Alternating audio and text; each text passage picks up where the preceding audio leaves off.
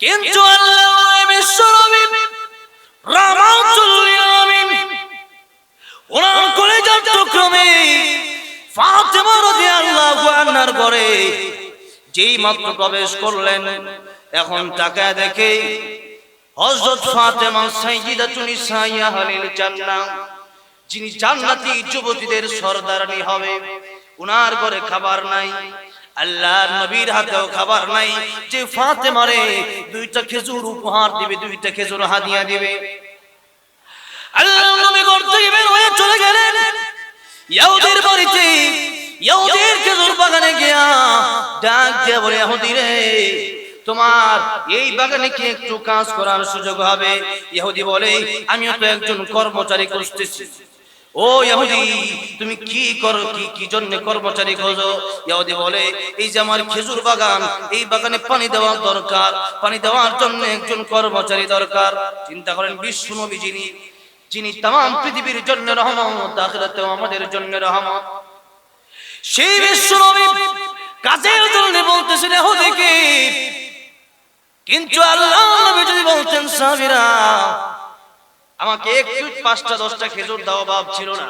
কিন্তু আল্লাহ নবী এটা বলেন নাই। আল্লাহ নবী নিজের কাজ নিজে করার জন্য বের হয়ে গেলেন।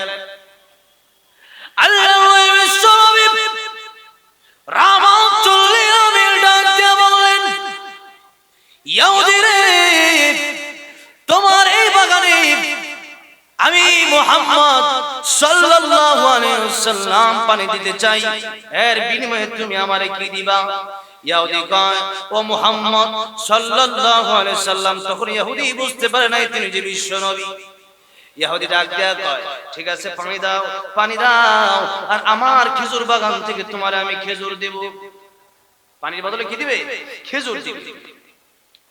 আল্লাহর নবী যেই মাত্র খেজুরের কথা শুনলেন, অমনি কাজ শুরু করে দিলেন। দেখেন, আল্লাহ নবী এখানে কৃপণতা করলেন না।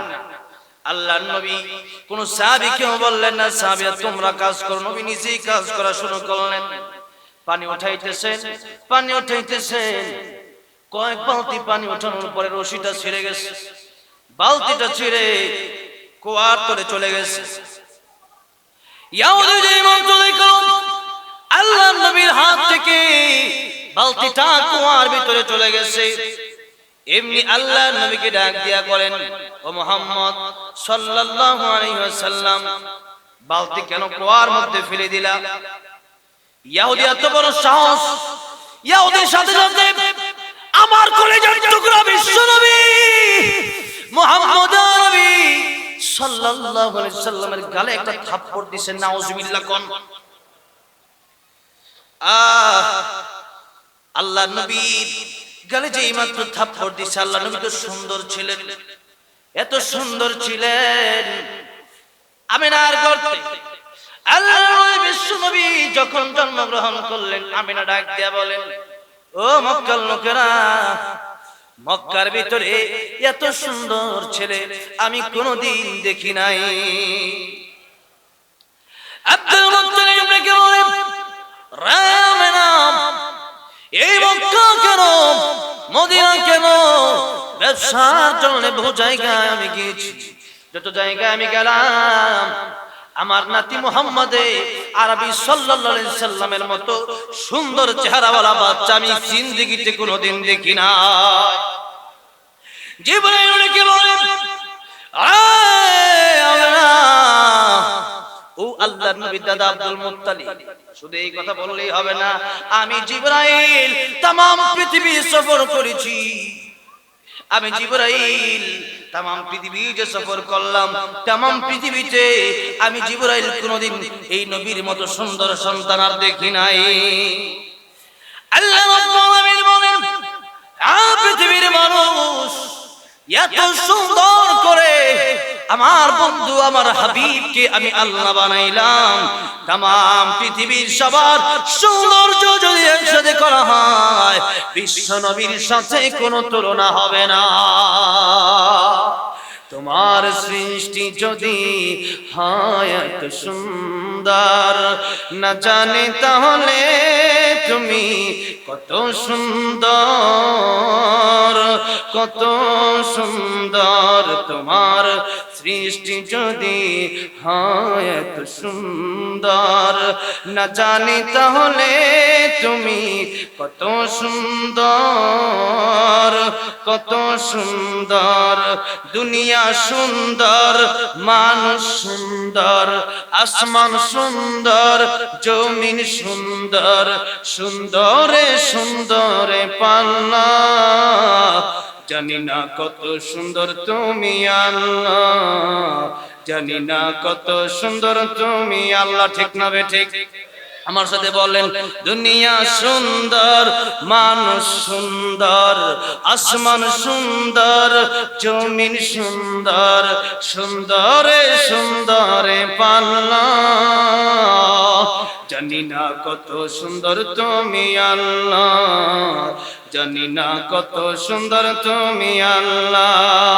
ঝরনা ছোটে চলে একে বেঁকে, পৃথিবীর বুকে কত ছবি এঁকে, নদীর কলতানে সাগরের গর্জনে, নদীর কলতানে সাগরের গর্জনে, ঢেউয়ে ঢেউয়ে দেয় পাল্লা, জানি না কত সুন্দর তুমি আল্লাহ, জানি না কত সুন্দর তুমি আল্লাহ। কোন সুবহানাল্লাহ।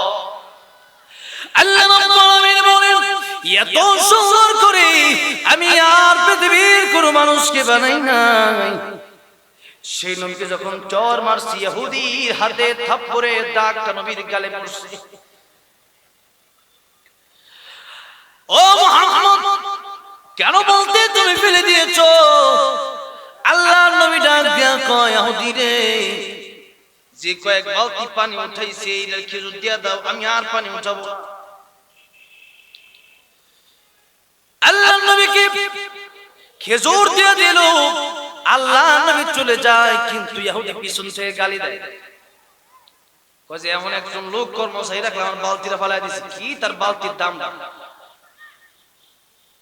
বালতি এটা যে কুয়ার ভিতরে পড়লো, ঠিক আমার নবীর দোষ নাকি রশি দুর্বল? জোরে কোন আমার নবীর দোষ নাকি রশি দুর্বল? রশি দুর্বল। আল্লাহর বিশ্ব নবী রাহমাতুল লিল আলামিন যে মাত্র শুনলেন ইহুদি আবার গালি দেয়, আল্লাহর নবী কুয়ার সামনে দাঁড়াইলেন, ও কুয়া, আমি তো শুধু মানুষের জন্য রহমত নই, আমি তো শুধু জিনের জন্য রহমত নয়, আমি তো পশু পাখির জন্য রহমত, গাছপালার জন্য রহমত, সাগরের জন্য রহমত, নদীর জন্য রহমত, তুই কুয়ার জন্য রহমত। ও কুয়ারে, তুই কি পারস না তোর পানি জোয়ার উঠায় দিতে? আল্লাহু আকবার। পানির জোয়ার উঠে গেছে, পানির জোয়ার যেই মাত্র উঠছে, এমনি পানি কুয়ার উপরে উঠছে, নিচের বালতি আল্লাহর নবীর হাতে ধরা দিয়ে দিয়েছে। আল্লাহর নবী যেই মাত্র বালতি পাইলেন, এমনি আল্লাহর নবী কইরা ইহুদি এই জেনে। তো এই জন্য এগুলো থেকে আগে নিষেধ করতে হবে। আল্লাহ কবুল করেন, বলেন আমিন। এবার আসুন, আমি বলতেছিলাম সূরাতুল আহজাবের এই আয়াতে আল্লাহ রাব্বুল আলামিন বললেন, লিমান কানা ইয়ারজুল্লাহ আই ইয়াখাফুল্লাহ, যারা আল্লাহকে ভয় করে আর যারা নাকি কিয়ামত দিবসকে যারা বিশ্বাস করে, ওয়াল ইয়াউমাল আখির, যারা কিয়ামত দিবস যে হবে, যে একদিন এই পৃথিবী থাকবে না, একদিন আমরা যারা আছি যারা কেউ থাকবো না, কবরে যাব, সেখান থেকে আবার উঠানো হবে। মিনহা খালাকনাকুম ওয়া ফিহা নুঈদুকুম ওয়া মিনহা নুখরিজুকুম তারাতান উখরা, যে ও পৃথিবীর মানুষ, তোমার মাটি থেকে সৃষ্টি করা হয়েছে, আবার এই মাটিতে তোমাকে দাফন করা হবে। এই দাফন করার পরে আবার শেষ নয়, তারাতান উখরা, দ্বিতীয়বার কিন্তু তোমাকে আবার উঠানো হবে। আর সেদিনকে যদি তোমরা বিশ্বাস করো, আর ওয়াযাকারুল্লাহা কাসীরা, যারা বেশি বেশি আল্লাহকে স্মরণ করে, তাদের জন্য আল্লাহ পাক এখানে বললেন যে তোমরা তোমাদের মডেল তোমাদের আদর্শ বিশ্বনবী মুহাম্মদুর রাসূলুল্লাহ সাল্লাল্লাহু আলাইহি ওয়াসাল্লাম। আর যদি বলেন না আল্লাহকে ভয় করি না, কিয়ামত দিবসকে বিশ্বাস করি না, ওই দিন হিসাব দিতে হবে, এটা ওই দিন বুঝবো না, আর আল্লাহকে স্মরণ করি না, যদি এরকম অন্তরে থাকে, আল্লাহ বলেন তোমার জন্য কোনো আদর্শ নাই, তোমার জন্য কোনো অনুসরণ করার দরকার নাই, তুমি যেভাবে মনে চাই ওইভাবে চলো। আল্লাহ কোরআনে বলেন ইন্নাল আবরার লাফি নাঈম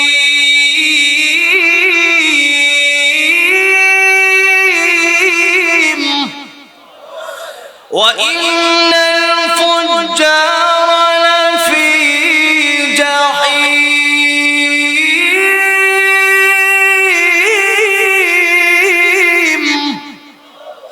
আল্লাহ রাব্বুল আলামিন বলেন যে যে ব্যক্তি সৎ কাজ করবে, নেক আমল করবে, এটা যে ব্যক্তির কথা বলা হলো। এখানে এমনটা নয় বিষয়টা যে তোমার নেতা তোমারে পার করে নিয়ে যাবে, যে তোমার পীর সাহেব তোমারে পার করে নিয়ে যাবে, বিষয়টা এমন নয়। নিজের আমল নিজের করতে হবে, নিজের জান্নাত নিজের কামাই করতে হবে। ফারিকুন ফিল জান্নাতি ওয়া ফারিকুন ফিস সাঈর।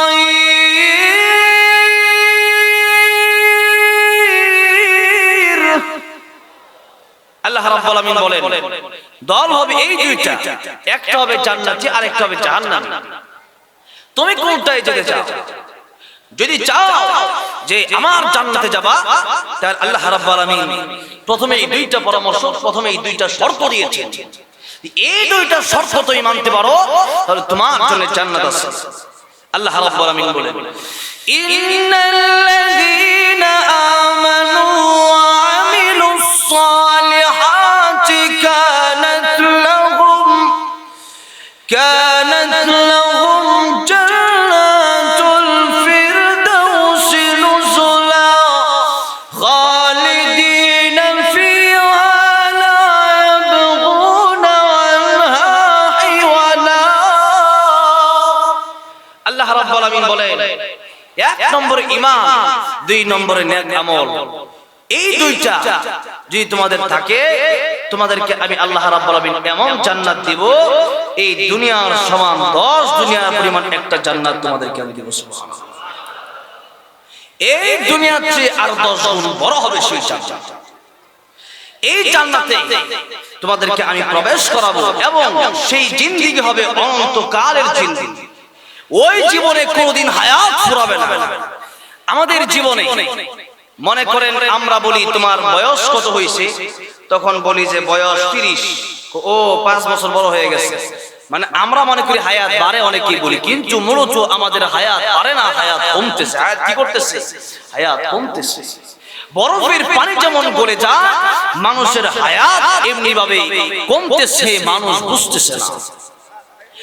ইহা সব মুসাফির হ্যায় ওহি আখির ঠিকানা, কোই আগে রওনা হ্যায় কোই পিছে রওয়ানা।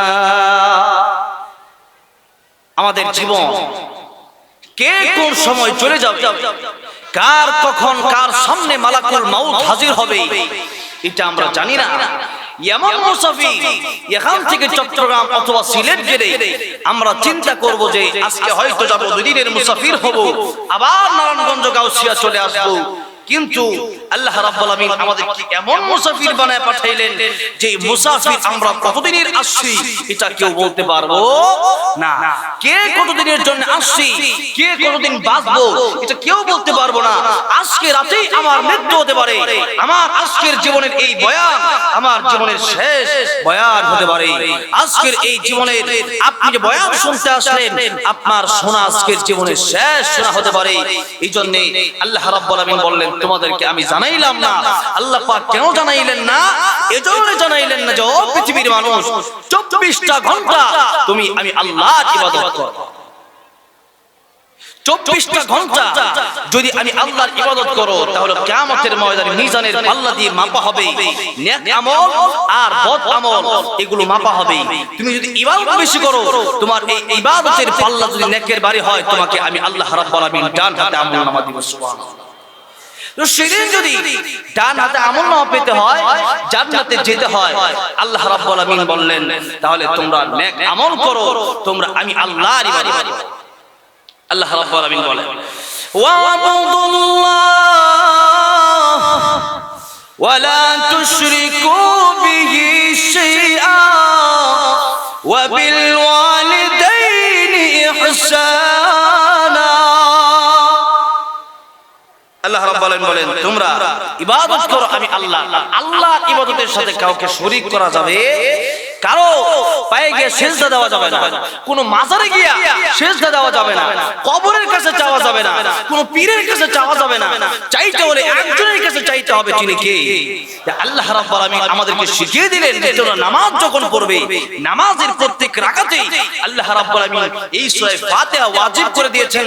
আর সূরা ফাতিহাতে আমরা সব সময় প্রতিদিন প্রতিনিয়ত তেলাওয়াত করতেছি, আল্লাহর কাছে চাইতেছি আর বলতেছি ইয়াকা নাবুদু ওয়া ইয়াকা নাস্তাঈন।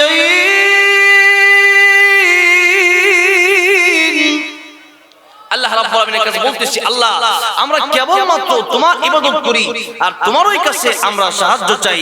তাহলে সাহায্য চাইতে হবে একজনের কাছে, তিনি কে? আল্লাহর কাছে আমাদের সাহায্য চাইতে হবে। আমি অনেকবার স্টেজে এই কথা বলেছি।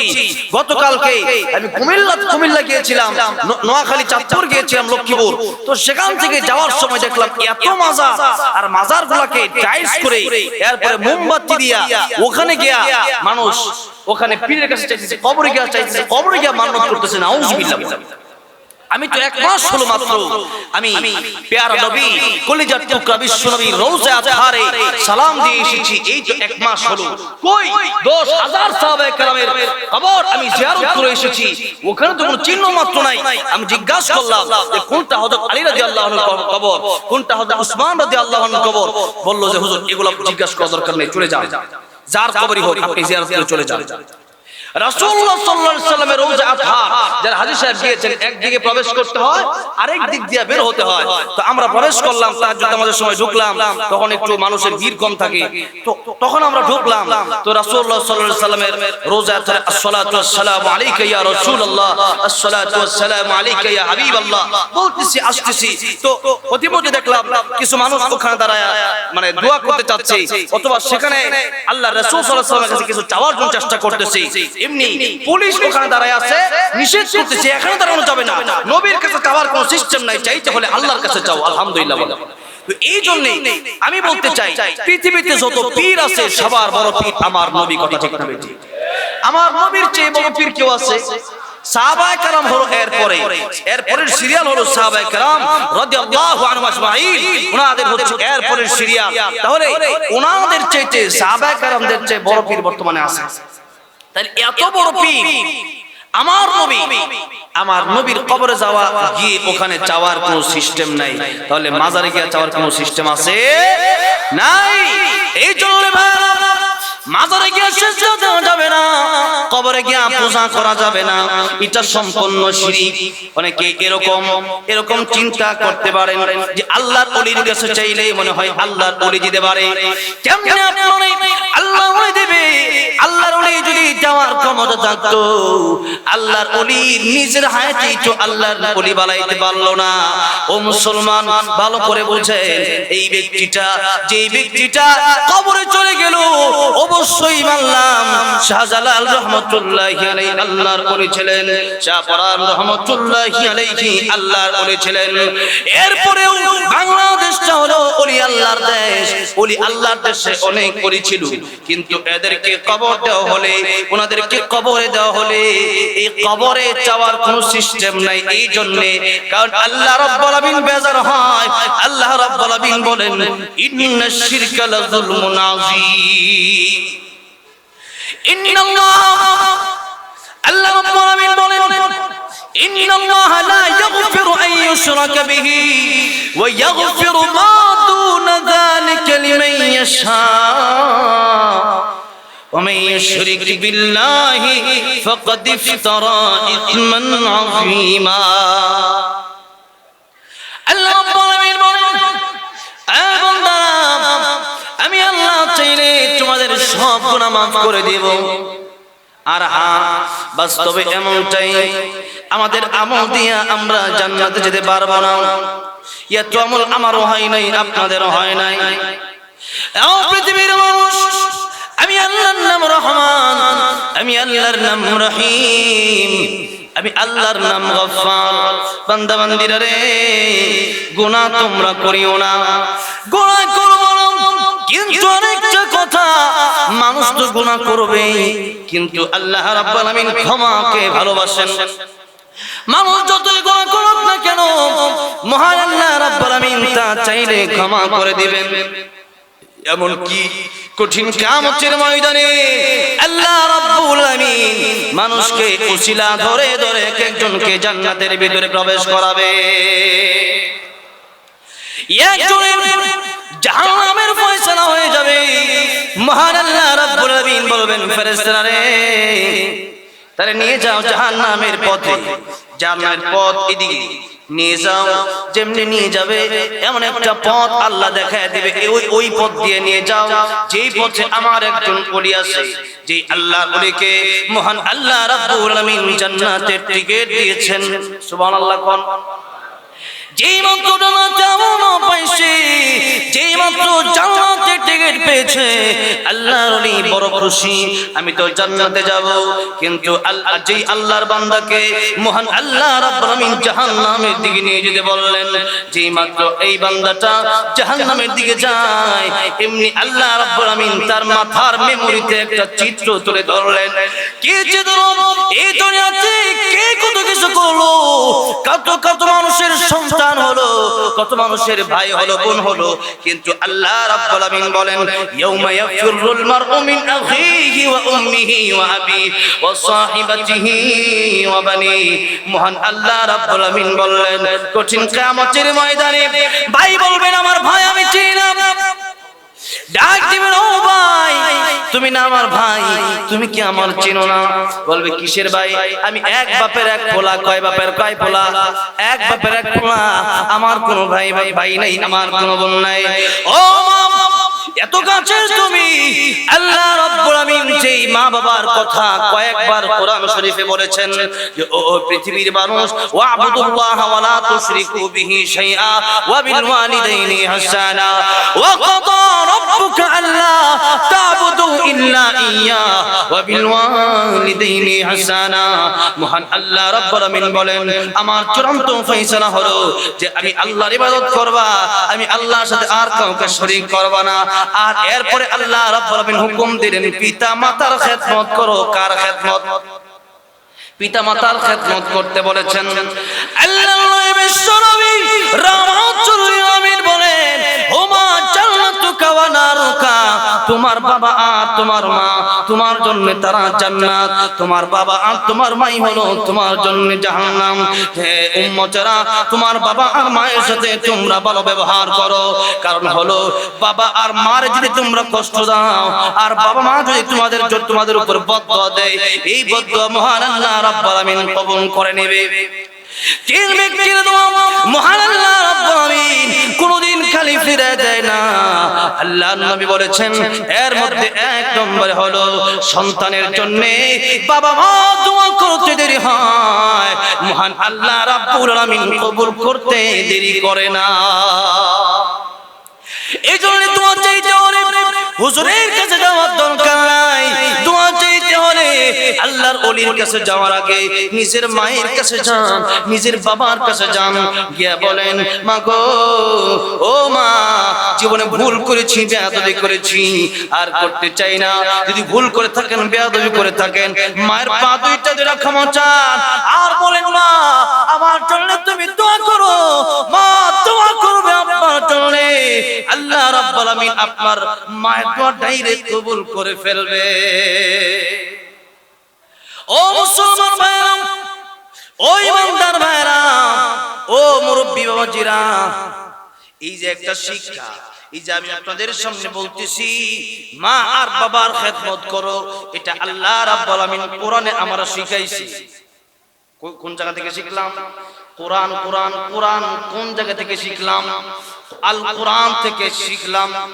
এই যে আল কোরআন থেকে শিখলাম, এই জন্য তো পিতা মাতার সাথে একটা বড় কথা বললেও ভয় লাগে, ডর করে। কিন্তু আজকে আমাদের সমাজে কোরআনের শিক্ষা না থাকার কারণে, কোরআনের জ্ঞান না থাকার কারণে আজকে আমরা আমাদের সন্তান যখন বিয়ে করে তখন দেখবেন স্ত্রী নিয়ে মহাসুখে থাকে, মায়ের খবর নাই, না আছে না নাই। যুবক ভাইরা, তোমার স্ত্রীকে মায়ের চাইতে বড় আপন বানায়ও না। তুমি জানো না মা যে কত কষ্ট করে। একজন মায়ের যখন সন্তান হয়, একটা মা, একটা মানুষ 46 ডিগ্রি কষ্ট সহ্য করতে পারে, কিন্তু এর চাইতে আরো বেশি কষ্ট হয় যখন একটা সন্তান মা প্রসব করে। তখন মা চিন্তা করে আর জীবনে স্বামীর সংসার করব না, আর জীবনে কোনোদিন আমি আর সন্তান নিব না। কিন্তু যেমনি এই সন্তানটা 1 বছর হয়, 2 বছর হয়, কয়েকদিন পরে যখন মাকে মা বইলা ডাক দেয়, মায়ের আত্মা এত ঠান্ডা হয়ে যায়, তখন মা ওই যে বেদনা হয়েছিল, দুঃখ বেদনা সব ভুলে যায়। সুবহানাল্লাহ বললেন।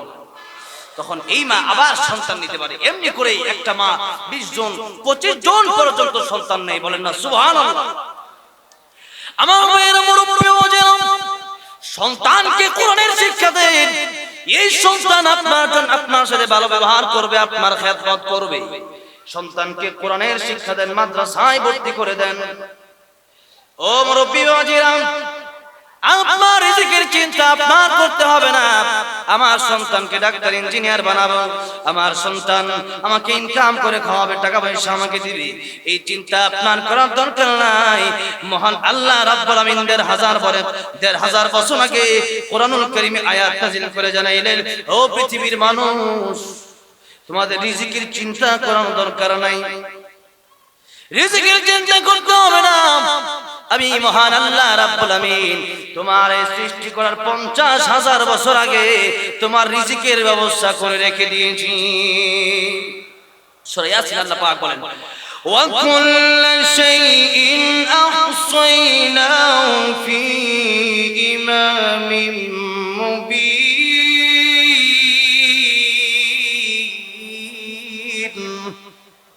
আল্লাহ রাব্বুল আমিন বলেন যে ও পৃথিবীর মানুষ, একটা গাছের পাতা যে ঝরবে, একটা গাছের পাতা শুকাবে, এরপরে ঝরে পড়ে যাবে, এটা আমি আল্লাহ আমার লৌহে মাহফুজে লিপিবদ্ধ করে রেখেছি। ও পৃথিবীর মানুষ, রিজিকের চিন্তা তোমার করতে হবে না। আমি আল্লাহ রাব্বুল আমিন তোমাদেরকে রিজিক দেব। রিজিকের মালিক মানুষ না আল্লাহ। জোরে কোন কে? এটা আমরা বিশ্বাস করি। তো রিজিকের মালিক যদি আল্লাহ হয়, তাহলে সুদ খাইলে কি বেশি খাইয়া যেতে পারবো? জোরে কোন? সুদ আর ঘুষ খাইলে কি 10 টাকা বেশি খাইয়ার পরে মরবো নাকি? ভালো করে মনে রাখতে হবে, আল্লাহর বিশ্ব নবী রাহমাতুল লিল আলামিন উনি আমাদেরকে সুদ আর ঘুষ শিক্ষা দেন নাই। মহান আল্লাহর নবী বিশ্ব নবী রাহমাতুল লিল আলামিন আমাদেরকে শিক্ষা দিয়েছেন, কাজ করে খাও, কিন্তু সুদ আর ঘুষ খাও না, হারাম খাও না। এই যে আমি আয়াত পড়লাম, আল্লাহ রাব্বুল আলামিন বলেছেন, লাকাদ কানা লাকুম ফি রাসূলিল্লাহি উসওয়াতুন হাসানাহ। দেখেন আল্লাহর নবী আমাদেরকে আদর্শ কিভাবে শিক্ষা দিলেন। মহান আল্লাহ রাব্বুল আমিন বললেন, বান্দা বান্দিরা রে, আমার তোমাদের জন্য আমার নবীর মধ্যে রয়েছে উত্তম আদর্শ। আদর্শ দেখতে হলে নবী কি করেছে দেখো। দেখেন আল্লাহর নবী বিশ্ব নবী রাহমাতুল লিল আলামিন ফাতেমা রাদিয়াল্লাহু আনহার ঘরে গেলেন, কিন্তু ঘরে গিয়ে দেখে খাবার নাই। আল্লাহর নবীর কলিজার টুকরা মেয়ে ফাতেমা 3 দিন পর্যন্ত চুলায় আগুন ধরতো না। এরপরেও আল্লাহর ইবাদত বন্ধ ছিল না। কোন সুবহানাল্লাহ। আমাদের যদি একটু অভাব পড়ে তখন অনেকে এমন কথাও বলে যে আমারে আল্লাহ পাক দেখলো আর কেউ দেখলো না। কথা ঠিক না বেঠিক? এই হলো আমার অবস্থা।